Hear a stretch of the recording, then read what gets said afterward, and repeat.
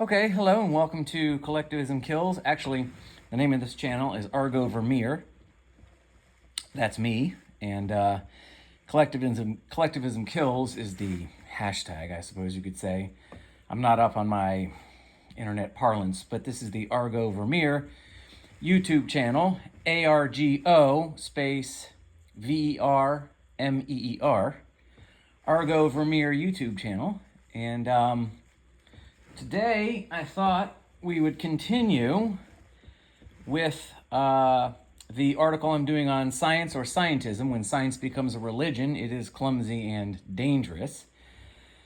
Now, I will warn you, we may only get through a paragraph or two of this because I have something I'm going to start this part two of this series with, where I'm going to talk about I believe he's a neuroscientist. I don't know that much. I only heard of this guy today, but his name is David Eagleman. And I don't know much about Dr. Eagleman. I'm not even sure if he's a doctor. I'm sure he is, though. I mean, I'm sure he has probably a PhD and an MD, just based on the brief perusing I did of his Wikipedia page. But his credentials are, of course, out the wazoo, and I'm sure he's a bona fide genius, and which means I'm sure he probably has not only one doctorate, but maybe several. But anyway, I wanted to talk, again, I'm not going to get into anything necessarily detailed about David Eagleman, because I don't know that much about him, and honestly, I didn't research that much about him, because it's not really necessary to what I'm talking about today. Really, I was simply perusing. Well, let me stop here and just say thank you for anybody who's listening. I do appreciate you being here. If you like this sort of thing in article form, feel free to check out my blog, unreformingtheology.com, where besides Reformed theology and doctrine, Christian doctrine, and specifically we talk about I write about all kinds of things, and you can also find links there to all of these YouTube videos on this channel. Again, this is part 2 of When Science Becomes Religion, It Becomes Clumsy and Dangerous, or something to that effect. We may only get to a couple of paragraphs of the article. This article is on my blog, but I'm reading through my articles and offering a bunch more commentary as well as other related insights and observations and thoughts. I'm sure this won't bother anybody since nobody really listens, so it's not like I have an audience to maintain. That ship seems to have sailed or never really made port in the first place, so we're just going to do it this way. I trust and hope that the 1.5 of you who listen find this helpful and interesting and insightful. That's the goal. The goal of this channel is to think metaphysically, meaning examine everything, examine all ideas, ideologies, institutions, be they political, academic, professional, whatever, through the lens of metaphysics, meaning examine them for their explicit, either examine the explicit or discover and then examine the implicit assumptions they make about the nature of man and reality, which can include God, or the metaphysical primary, which is what God is, that from which all of reality is a function, either directly or implied. Okay? As an acquaintance of mine once said, if you see masses of people all taking the same irrational actions, find the assumptions and you will find the cause. This is just his eloquent way of saying that people, human beings, because we are conscious agents, which makes us different from the animals, we don't function primarily from our instinct, which is, of course, that assertion is going to relate to what I'm talking about today with Dr. Eagleman, because I think that he might disagree with me on that based on the little that I know. But we are different from the animals because we conceptualize our existence. We have singular conscious frames of reference. So we conceptualize the distinction between a self, an absolute singular constant self, capital S self, and our environment. So we conceptualize this distinction, and this conceptualization finds its way into into how we communicate with our fellow man, which is language. So language is a function of our ability to conceptualize, and conceptualize our existence means the distinction between our metaphysical self, our singular self, and our environment, which includes, of course, our bodies and the greater environment in which we live. This is not an argument for the primacy of self or the primacy of consciousness.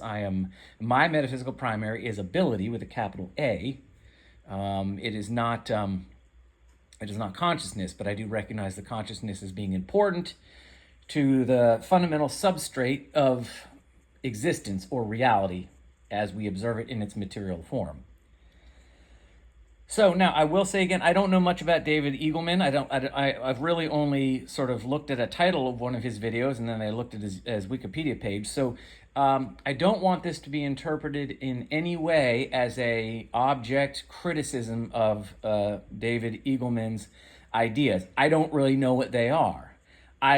From the little I researched him today, I can make a guess, and if I were a gambling man, I would guess that I'm right. I would bet more often than not that I'm right over that I'm wrong, because I've been in this game long enough. I understand the nature of science in the West, in scientific thinkers in the West, in the rise of scientific determinism and scientism, and how it informs implicitly those who promote science as being that by the conveyance by which we can understand fundamental truths.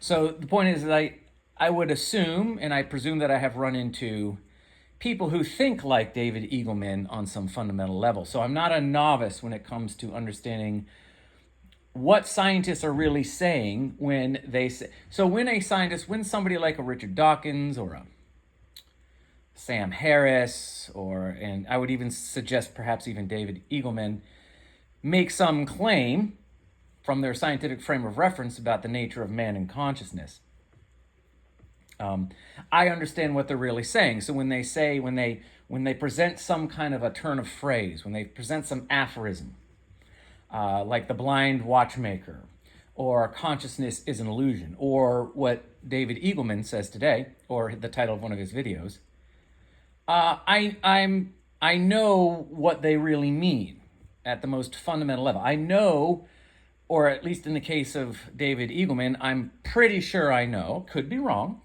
So this is not an attack on Dr. Eagleman at all. But I'm pretty sure I know what he thinks about what man is, and what he thinks consciousness is, and whether he considers it its own existential or its own epistemological objective frame of reference, or whether it is purely a function of some determinist force outside of it, and it is merely a subjective reference or even an illusion.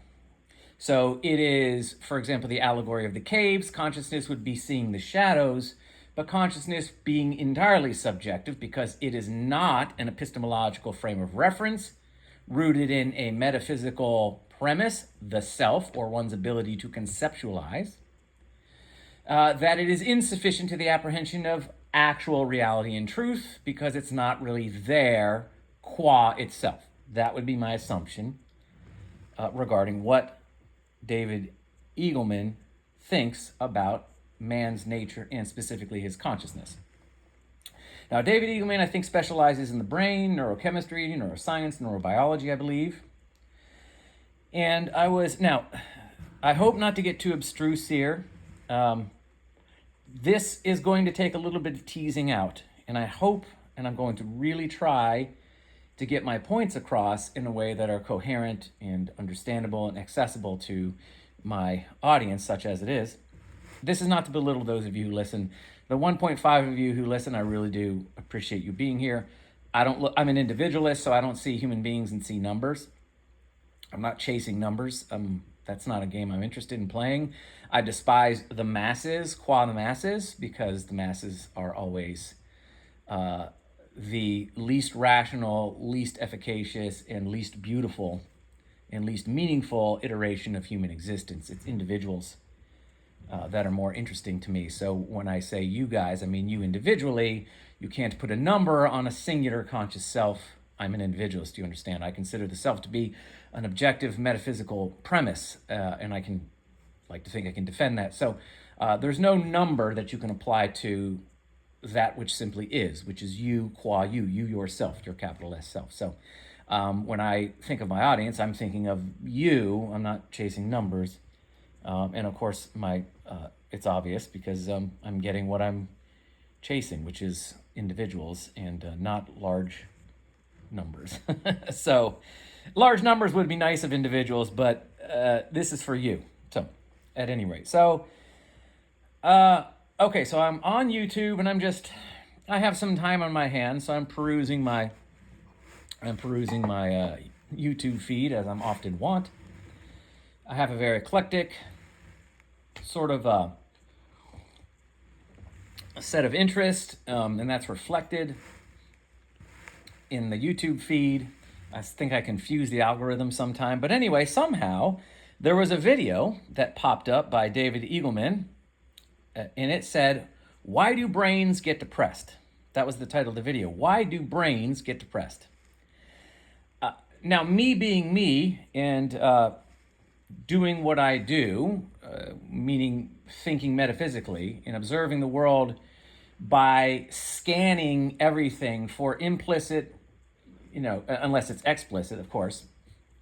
Like, for example, if you go to a church, they're pretty explicit about their metaphysical assumptions. It's like, hey, we believe in God. We believe God is the metaphysical primary and that he created everything out of nothing, or what that means is he created everything out of himself, so we're all just extensions of God's. So you go into a church, the metaphysics are explicit. You don't have to look for the metaphysical primary or the metaphysics in church, even though most Christians wouldn't define God as a metaphysical primary. That's what he is, so that's explicit.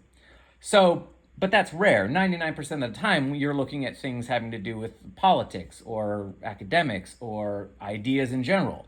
And these are not usually, the metaphysics behind these ideas of day-to-day life and the news and whatever these metaphysics are not in your face. These are always implied.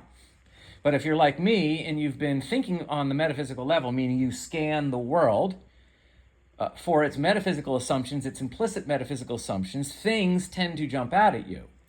So, and when I say you're scanning the world for its implicit metaphysical assumptions, I don't simply mean you're like looking at your political institutions or your academic institutions or your church doctrine. No, you're looking at how are cars designed, how are neighborhoods designed, what values seem to be the prevailing substrate of the cultural zeitgeist. How do people talk? How do people dress? That kind of everything. How people title their videos, body language, spoken and unspoken communicate, everything. So as I said in one of my videos, it's almost like you're in the Matrix, but instead of seeing like houses and bricks and cars and like houses and buildings and cars and lawns and trees and dogs and cats and people, you just see all the green lines, because everything becomes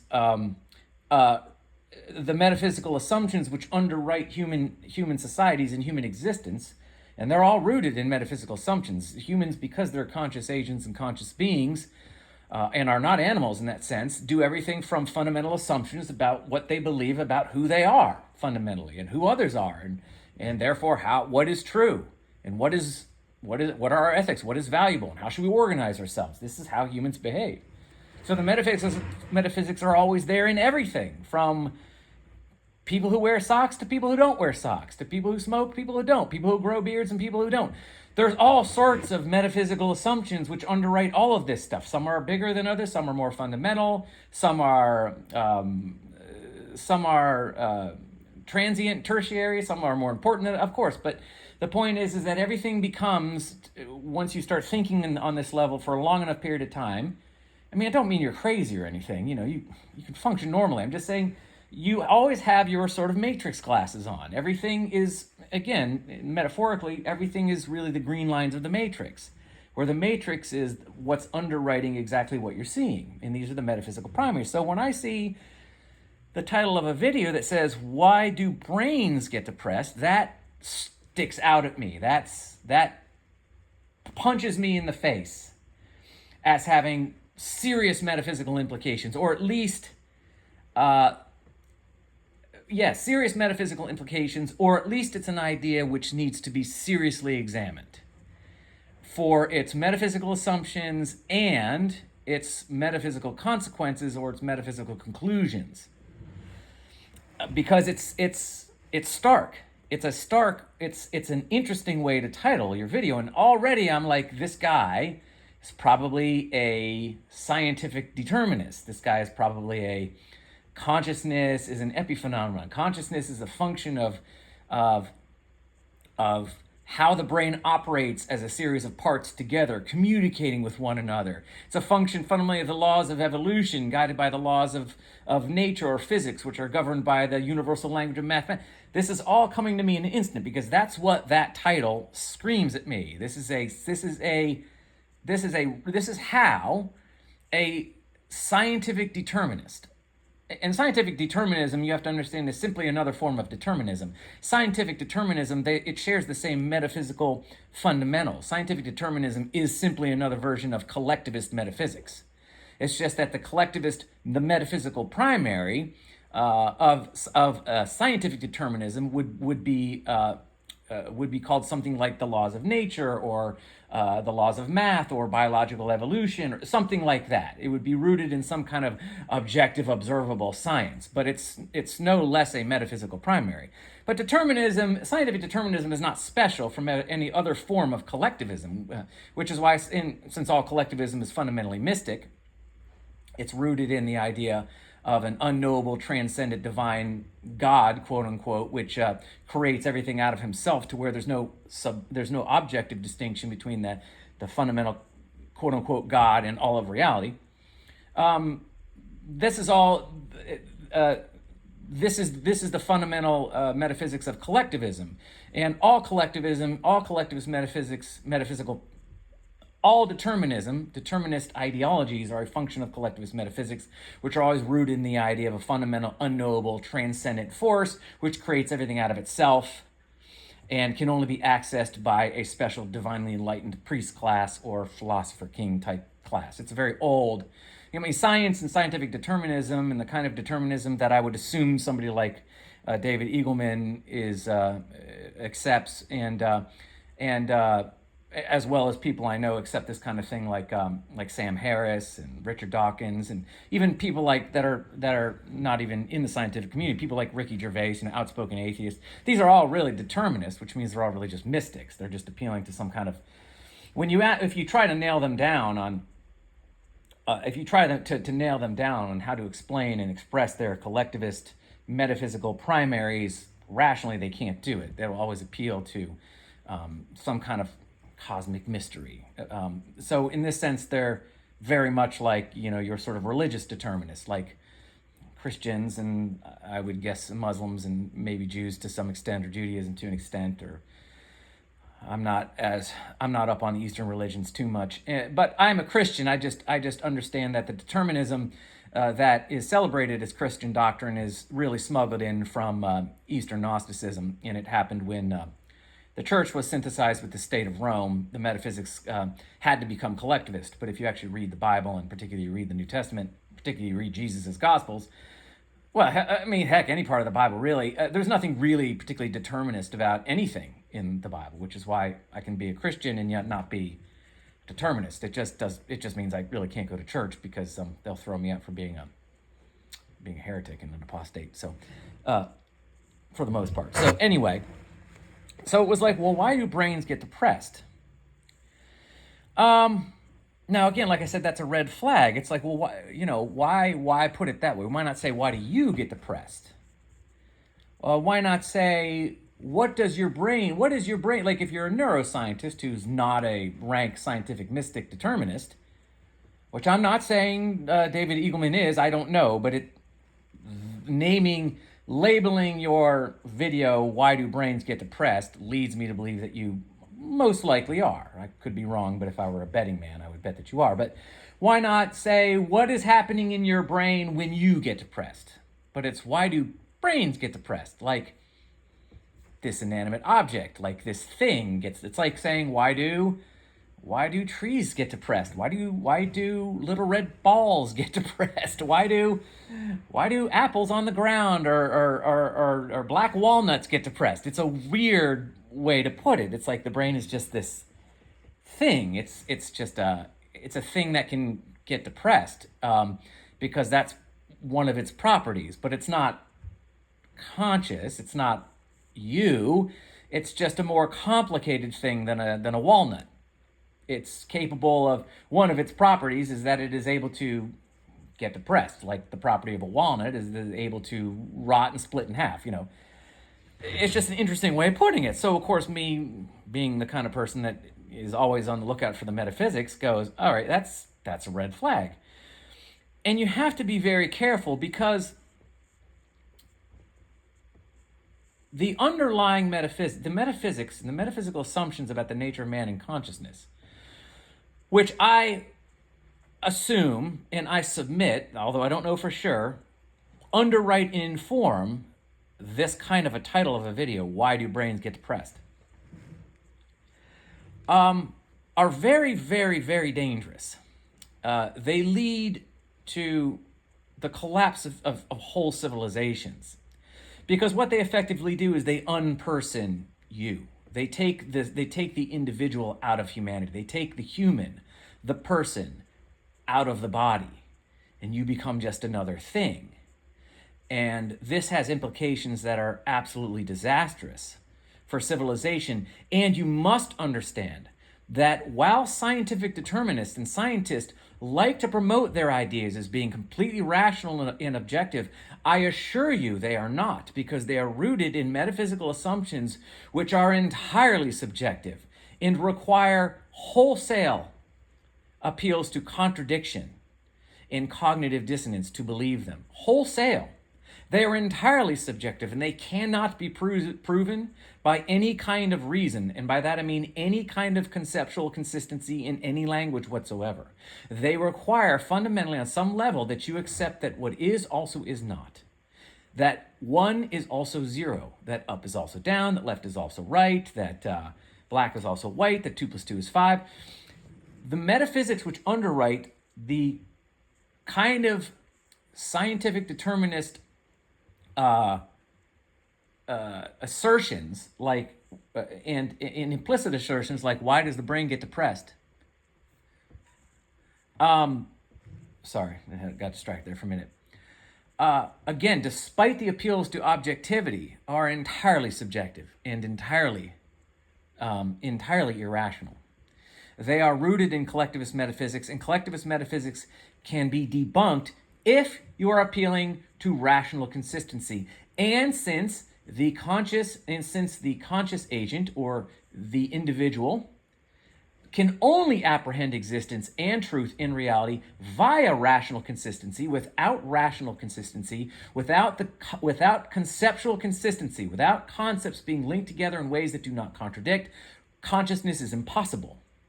Which means that the only way you can know anything or experience anything is if conceptual consistency is the means by which we apprehend truth. There is no truth possible that is not fundamentally rooted in conceptually consistent terms, okay? And I assure you, the metaphysical terms, which underwrite ideas like it's the brain that gets depressed, it's not you, it's the brain, those fundamental metaphysics are completely irrational. They cannot be proven. They will always need to appeal to some authority class, some divinely enlightened authority class to dictate the truth to you. Now, it's no secret that in postmodern West, particularly postmodern America, that priest class is the scientific community. I heard Eric Weinstein say, the scientists should be, he said this out loud, should be considered a priest class, untouchable by the state and subsidized. because you need to have the philosopher kings. The masses are unenlightened and unwashed. The barbarian masses need to be led. Why are they unwashed? Why are they enlightened? Why are they barbarians? Because they do not have access to the gnosis, to the divine enlightenment that the philosopher kings do. It just so happens that the postmodern version of the philosopher is your scientist, who appeals to objective science as the means by which he knows. And the fact that you are asking him to explain his contradictory metaphysical premises is simply proof that you have not been enlightened. It is a song that has been sung for thousands and thousands of years. But it's put in this way, in this new sort of scientific way, where it feels very high-minded. There's a lot of math. It's very complicated. Very good. They must be right, because gosh, look how high their IQs are. I mean, look at this complicated math. These people can do like taxi cab geometry, whatever the hell that is, in high-level calculus, and oh my God, they must know more than you and I. And they probably do, and they're probably good at things that you and I are not good at. But what they can't do is make 2 + 2 is 5. And they can't make a square circle. So if fundamentally what they believe about the nature of you, your consciousness, your existence, relies upon them asking you, just trust me, bro, 1 is also 0 at the same time, then they're liars. They just are. You may not have the highest IQ, but you also can understand that a person cannot go left and right at the same time from the same observational frame of reference. You understand that 2 + 2 cannot equal 5. You understand that a bird cannot also simultaneously be a butterfly, and a fish cannot give birth to a frog. You just know this, or a bird. These are things that you know fundamentally, because the nature of your consciousness is to understand and recognize. The ability of your consciousness to be in fact conscious is its ability to understand conceptual contradictions. So, all right, I don't want to beat that in. Okay, so now, if you say, why do brains get depressed? Well,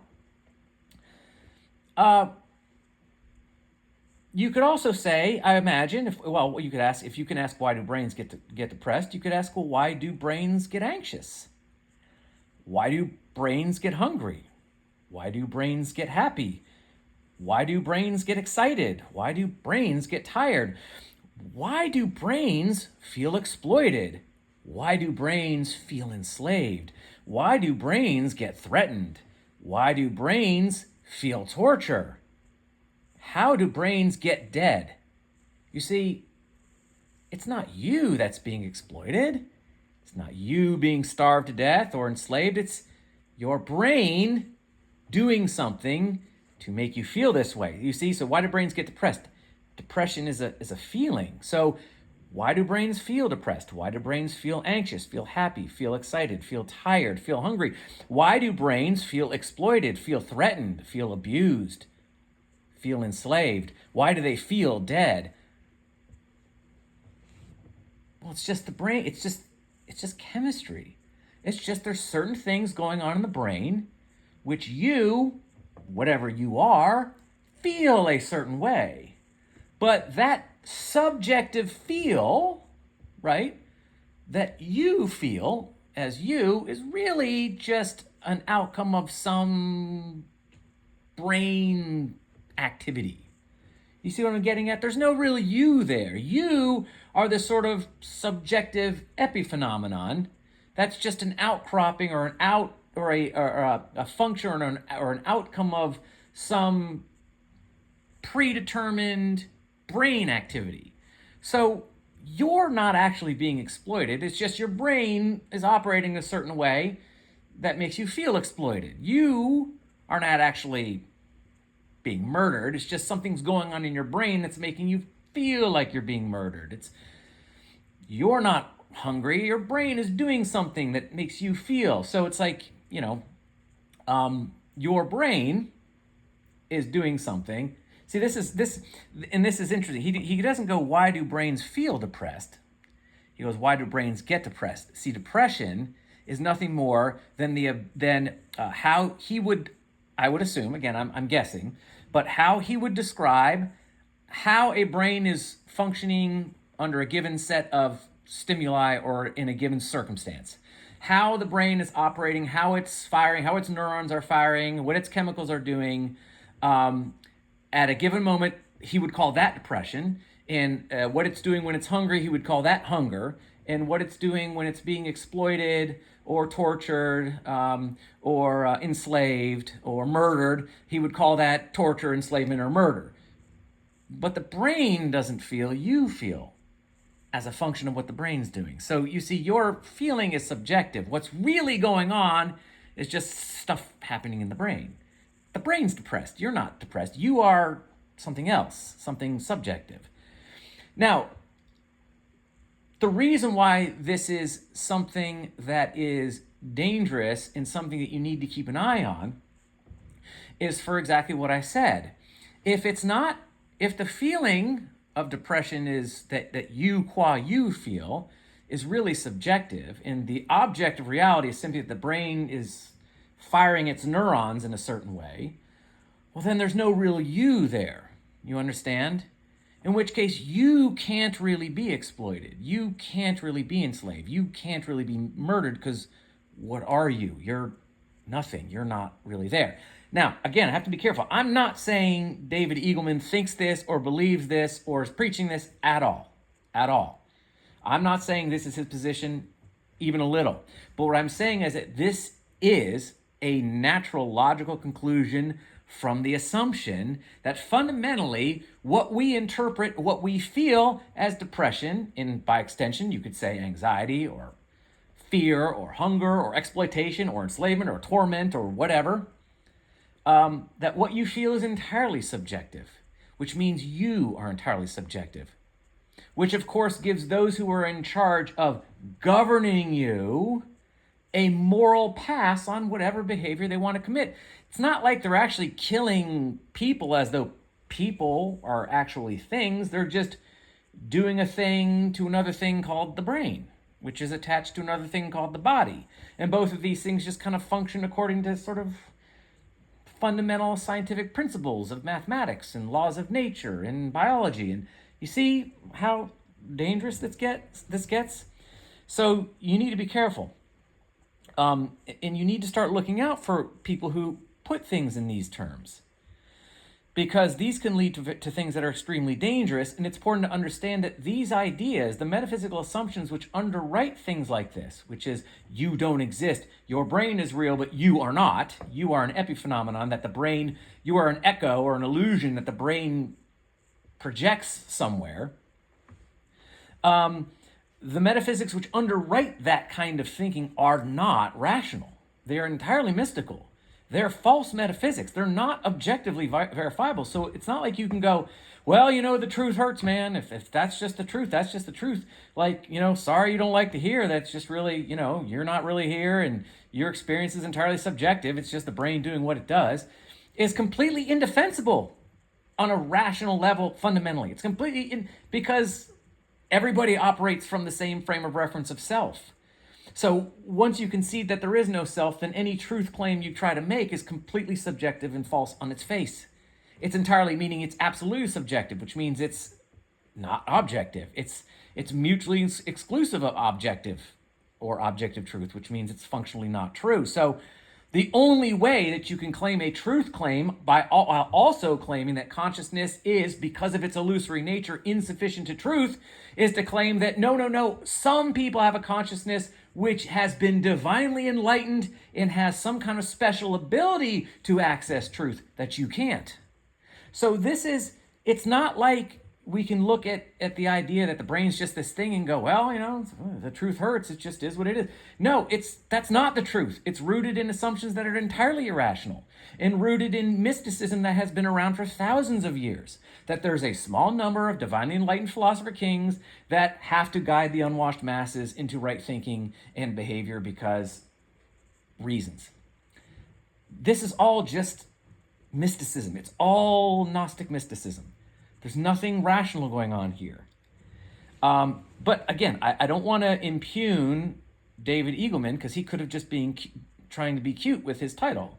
He's a neurobiologist. He's interested in the brain. That's what he looks at. He's really looking at the brain as a thing. So he could just be being funny and cute. And I don't know, because I don't know him and I haven't read that much about him. But it's still, you need to look at that and go, well, wait a minute. Who's the messenger? What is he really saying? And what could this possibly mean? So, now, okay, so let me see. Should I wrap this up? I'm going to try to see if I can get this done. I'm thinking of wrapping this up now.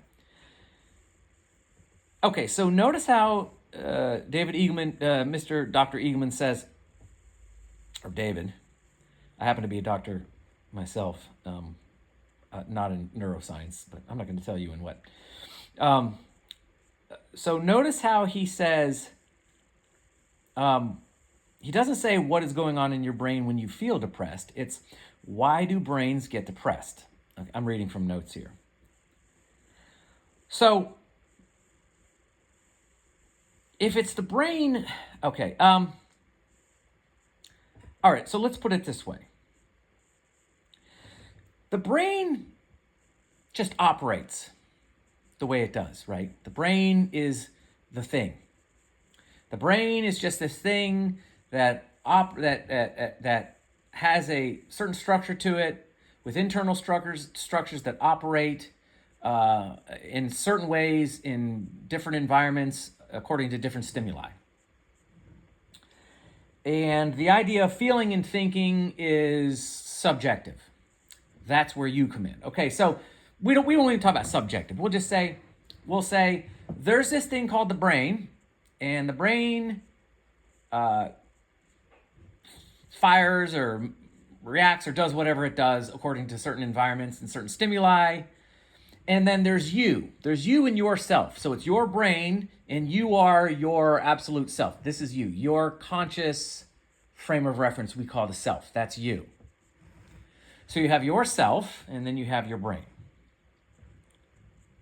So you are the one that does the thinking. You are the one that does the feeling, and the brain does the working, right? Well, how do you know which comes first? Like, is the brain entirely separate from the self, and the self is entirely separate from the brain? Meaning, does the self act and then the brain? So is it really the brain that's reacting in a certain context according to certain stimuli? Or is it that you yourself reacts and your brain reflects that? Which one is it? So is it your brain dictating its information to you yourself? Or is it you yourself dictating the information to your brain? You see what I'm saying? Is the thinking and feeling a direct function of the self, or is it a direct function of the brain? Now, this is the real question. This is the real problem on our hands. This, my friends, is not a scientific question. This comes down to the fundamental metaphysics, or the metaphysical assumptions we want to make about man, meaning that the answer to that question, does the brain dictate thoughts? Does the brain dictate to the self, or does the self dictate to the brain? This is something that you cannot determine scientifically. The conclusion of one or the other, that either the brain functions a certain way according to certain stimuli, and you, whatever you are, feel it and think things a certain way, in which case you are really fundamentally subjective relative to the brain, or that it is yourself is real and you are the one that thinks and feels and your brain reflects that. Whereby the brain is not an illusion, but the brain is a manifestation, a physical manifestation of your ability as a self to exist in reality. These two claims are functions of preconceived metaphysical assumptions about the nature of man. You cannot look at how a brain functions and decide that the self is an illusion or the self is downstream from the brain. That is not something you can do by examining the brain neurobiologically or scientifically. It's not. That is a conclusion that you draw, and then you examine the brain for evidence of that conclusion. That's what that is. In other words, you have to have a preconceived notion about what is the nature of man before you can come to the conclusion that man's brain is the only thing that's real and man himself is an illusion, or the self is real and man's brain, like the rest of his body, is a way that man manifests his will in the practical sense in the material environment. Okay, so what we really have here are two antipodal or distinct metaphysical assumptions. They're distinct metaphysical assumptions, and that's where the debate is. You don't need to know anything about the brain. You don't need to go, oh, well, before I come to the conclusion, I need to become as studied and as wise a scholar as Dr. Eagleman is. No. You need to understand, what are your fundamental metaphysics? What is your metaphysical primary? And is it rational? That's how you come to the conclusion whether or not your brain is real and you're an illusion or some kind of a byproduct of the brain, or yourself, qua self, is real and the brain is part of your body, which is the means by which your ability to exist and conceptualize your existence becomes practical in the material world. So what you have to do is you have to go, okay, what are the metaphysics which underwrite these? Is it more rational to say man is a function of some kind of determinist laws of nature or physics, some kind of laws of nature rooted in laws of physics, which are rooted in some kind of mathematical language of the universe? Or does it make more sense that there's another metaphysical primary which gives rise to an actual objective conscious frame of reference? So you have to examine, okay, which metaphysics are the rational metaphysics? How do we describe the nature of man in a way that actually makes objective rational sense? Meaning, which assumptions, which metaphysical primaries which underwrite these assumptions? Mine would be ability. Perhaps Dr. Eagleman's would be the laws of nature and mathematics. Which are the more rational and rationally defendable metaphysical primaries? Which ones can we appeal to without having to punt our conclusions into the cosmic abyss of mystery? Which ones can be explained without appealing to contradiction and which aren't? And I would submit that the materialist, scientific, determinist, collectivist metaphysics, which underwrite the idea that the brain is the only thing that's real and the self and your ability to think and feel are always subjective, those metaphysics are entirely irrational. They are completely mystical and they are rationally indefensible. And that the true metaphysics, the metaphysics that say no, the individual and the conscious self is objective. And man is capable of apprehending truth and acting in service to it, because these things are not subjective. I would suggest that those are the more rationally defendable metaphysics or defensible metaphysics. And so I think that's all I really wanted to say. I'm trying to think if I felt like I had something else to say. But anyway, I hope that made sense. I know that's really gets kind of heady and gets kind of complicated, and I apologize for that. And I apologize, I don't think I'm going to get to any of my article today, so maybe I'll call this something else. But I hope that was informative. I hope that was helpful. At the very least, just make sure that before you buy into what is fundamentally a preconceived assumption about what man is, because somebody seems really smart or has a high IQ or has a lot of college degrees from highly technical schools of thought and prestigious universities, understand that the truth, capital T truth, about what man is and what reality is not something that can fundamentally be answered by science. Because you see, science is incapable of answering the question, what is the observer? That's why the observer, consciousness, is always relegated into the land of subjectivity or illusion. You see, the scientific community so believes and wants to be the truth tellers and the philosophers and the philosopher kings and the priest class.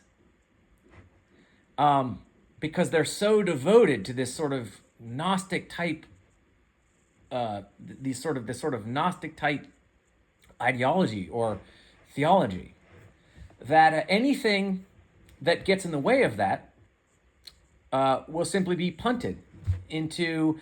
Well, I used to say when I was dealing with Christians, I would say, give me 5 minutes and I can get any Christian to punt the entire argument into the cosmic abyss of God's mystery. And it's the same thing with the scientific determinists, because they function according to the same collectivist metaphysics that Christian mystics do. And so if you give me 5 minutes, it may take longer with somebody, like Dr. Eagleman, because he's probably, a genius.